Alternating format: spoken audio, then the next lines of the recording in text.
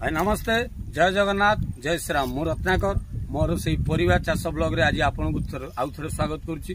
तो मु आसी परिवा तो मु निजे जानी ना चाष, तो मु आसी आपन को से परिवा विषय चाष कहबे। मु गोटे मोर बड़ भाई मोर गोटे बंधु तांको घर को आसी, तो आमे सेठी जाई आमे टिके बुझिबा जे एक्चुअली परिया चाष तार विभिन्न प्रकार जिनस अच्छी। काकुड़ी लगे, बैगण लगे, भेंडी लगे, कलरा लगे, प्याज रसुण लगे, तो सब प्रकार लगे। तो आम बुझा केमी कौन चाष हुए। सी होती ये हूँ बड़ भाई मोर बाबाजी भाई भागीरथी प्रधान। आम स्वरर गोटे जनाशुना चाषी हिसाब से यही जो परिया चाषर ना अच्छी, सी भी परिया निजे भी खाଇବା सहित बजार नहीं कि किसी बजार हाटर मपाती। तेणुक आम टे चलू काकुड़ी बाटर प्रथम बस देखिए। काकुड़ी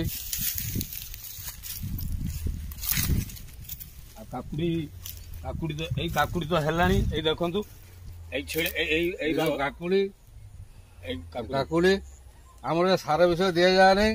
ये प्राकृतिक उपाय आम खत अन्य पेड़िया फेड़िया देकी सब तैयारी करा जाए। विश्व आमर पड़े ना मंदार काकुड़ी आरंभ है। देखो काकुड़ी आरंभ है, काकुड़ी छेड़े तो आपण भी आपण बाड़ी घर रे आमे मध्यवित्त परिवार लोक आपण भी आपणकर बाड़ी रे किबा बिल रे जदि जाई आपण एही भली चाष जदि करंती ताले हमकु निजर टिके अर्थ संचय करिया पे हमकु टिके सुविधा हबो हमर जीवन। तो हेलमेट सह से पाळभूत अछि। मु टिके जूम कर दोची, मु तो एपटर छिड़ाई से बहुत दूर रे अछि। तबे भी देखंतु आपण एटा पाळभूत एटी सब जेमिति षंड फंड गाई गोरु न पशिबे।